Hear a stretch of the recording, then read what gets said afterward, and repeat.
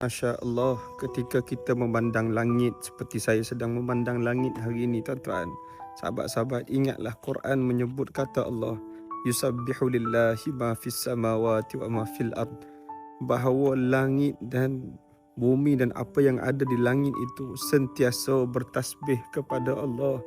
Dengar kata Allah, taat kepada Allah, puji Allah dan suatu dengannya. Sebab semuanya adalah makhluknya Allah yang diciptakan oleh Allah seluruhnya, termasuk kita. Nak bagi tahu bahawa alam ini adalah ciptaan Allah. Allah tak perlukan pun alam ni sebab dia pencipta. Betapa kuasanya Allah Subhanahu, maha sucinya Allah daripada kekurangan. Kenapa kita jadi manusia yang begitu kerdil hanya sebahagian daripada alam ni, sombong dengan Allah? Kenapa kita rasa ilmu kita punya?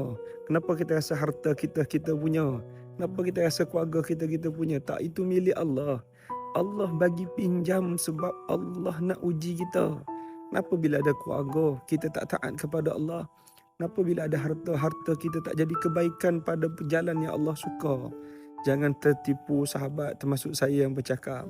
Alam yang gah ni, kullu man 'alaiha fan, kata Allah, semua ni akan binasa.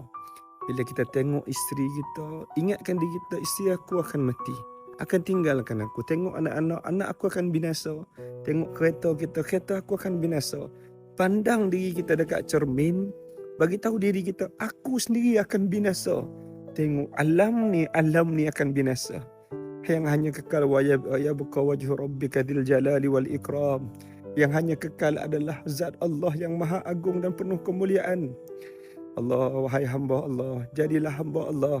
Jangan jadi hamba harta, jangan jadi hamba nafsu, pasangan, anak-anak, kerjaya, bisnes yang kita bina. Itu semua akan binasa.